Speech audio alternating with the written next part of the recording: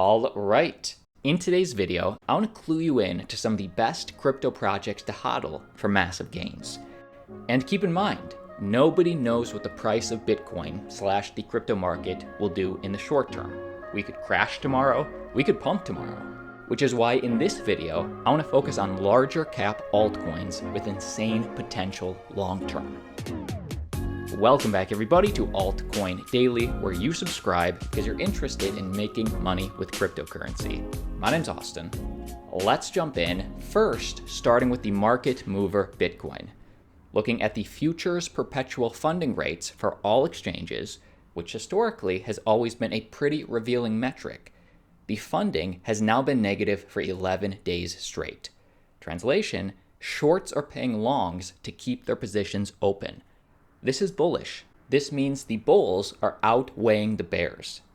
And as a rule of thumb, for anybody not familiar with how funding works, a prolonged high funding rate is bearish. A prolonged negative funding rate, which we have now, is bullish, which to me is a very, very positive sign. It could be a very interesting next few days. It'd be nice to see a squeeze from these shorts and push back towards a $40,000 Bitcoin before the end of the month. Interesting. Give me your thoughts on the Bitcoin futures perpetual funding rate down below in the comment section. In about 5 to 7 days, let's return to this metric and see how it's progressing. I'll keep you updated. And moving forward, it is clearer more than ever that institutions are eager to accumulate Bitcoin. Cathie Wood's ARK Invest has just entered the Bitcoin ETF race. They have partnered up with 21 Shares in a quest to get a Bitcoin ETF over the finish line with US regulators. So they have filed with the SEC, and as we can see from this picture right here, ARK Invest now joins Fidelity, WisdomTree, VanEck, NYDIG, among others, asking the SEC to approve a US Bitcoin ETF. Now, to be realistic, the SEC will probably continue to delay their decision on these until the end of the year, so we'll have to wait and see.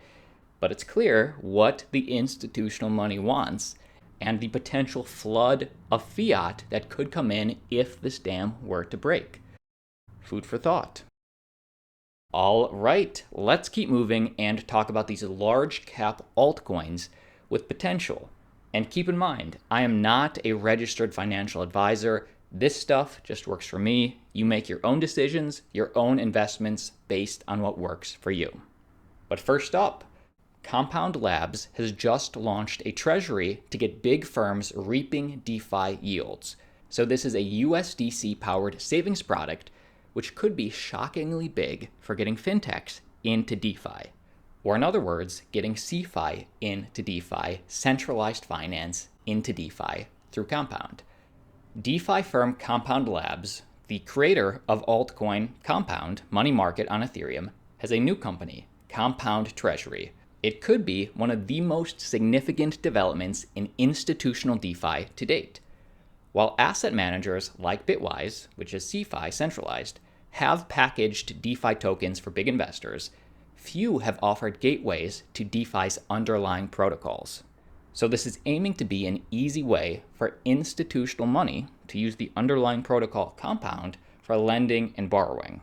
In cooperation with Fireblocks and Circle, the company behind stablecoin USDC, Compound Treasury lets neobanks and fintech firms send dollars that are then converted to USDC that are then used to gain yield. And those USDC tokens will then be deployed on Compound for a guaranteed interest rate of 4%, vastly better than anything firms would get from a savings account or even a certificate of deposit. Interesting.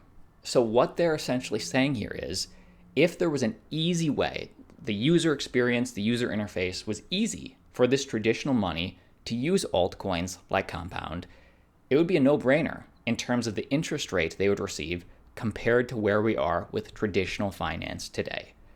In a direct quote from Compound, "This is our path to sustainability as a company.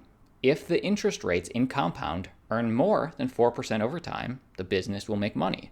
It's the ability to offer a new financial product that fintechs have been clamoring for." So what Compound Labs is essentially saying here is usually with their protocol Compound, you can probably earn an interest rate of over 4%. But with this product, with this new USDC powered savings product, 4% is big for fintechs and institutions. They would love 4%, and then Compound Labs, or I guess their new treasury, will keep the rest. Give me your thoughts on this. Very bullish, obviously, if you hold Compound, but let's keep moving. Next up, being reported right out of Yahoo Finance, Polygon / altcoin MATIC to launch a new general purpose blockchain called Avail. And to get specific, the project has been dubbed a general purpose, scalable, data availability focused blockchain targeted for standalone chains, side chains, and off-chain scaling solutions. So question, we already know that Polygon / MATIC provides off-chain layer 2 scalability for Ethereum, so why do we need Avail? How does Avail come into play?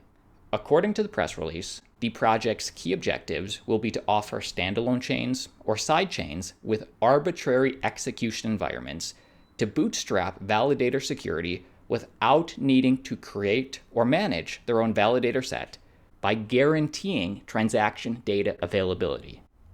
Okay, my take on this is just like Polygon offers to unload Ethereum layer 2 scaling for Ethereum, with Avail, whether you're a side chain on any main chain or just a standalone chain on your own, it'll help maintain scalability while also keeping the blockchain / side chain's security.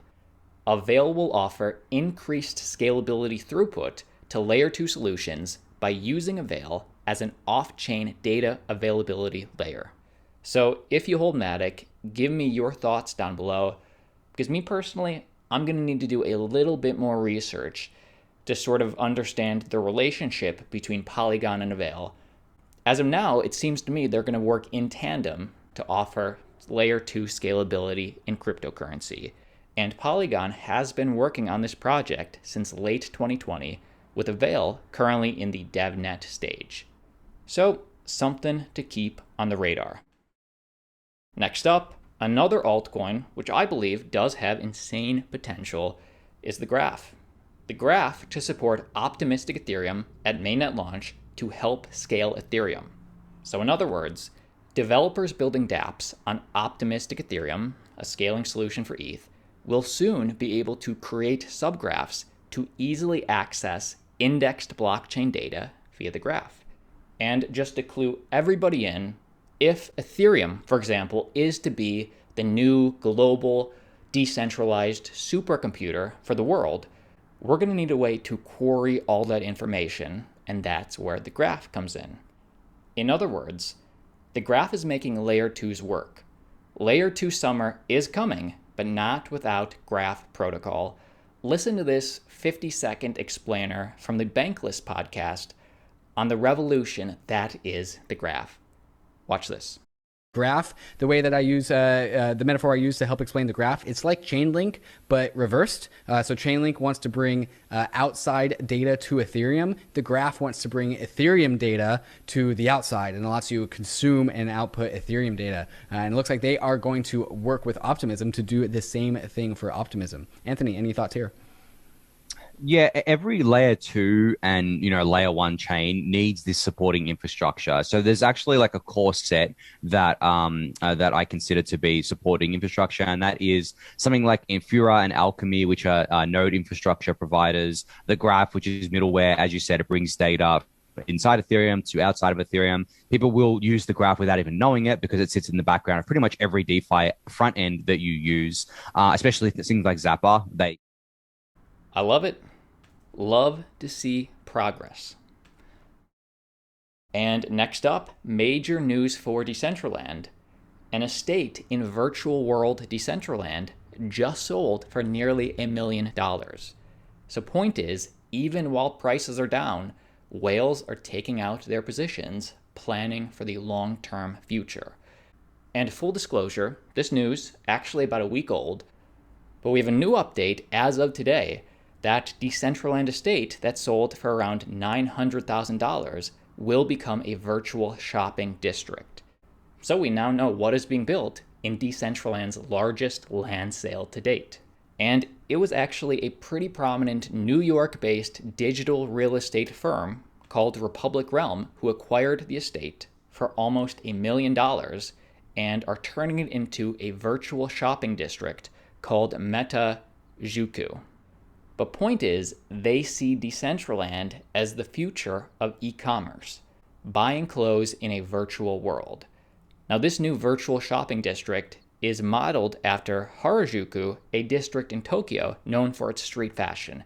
The district in Decentraland takes up over 16,000 square feet and will have two main tenants that sell digital-only items. So the first two shops will be DressX and Tribute Brand. Two companies setting up shop. And just to take a little look, this is DressX. This is, I guess, the type of virtual-only, digital-only clothing you can buy at these shops. Interesting. In a direct quote from Republic Realm, who bought this land in Decentraland, we saw the way the people in the metaverse were interacting with other things, like casino gambling and digital events, and we knew the next step was figuring out a way for people to do product discovery in the metaverse. The same way that every consumer product company has a website today, they will all have virtual stores and 3D immersive environments in the future. And they chose Decentraland as the blockchain to build on. Pretty cool. That is the video. My name's Austin. Like always, see you tomorrow. And if I missed a piece of news, if I missed an altcoin, comment below, let me know. See you tomorrow.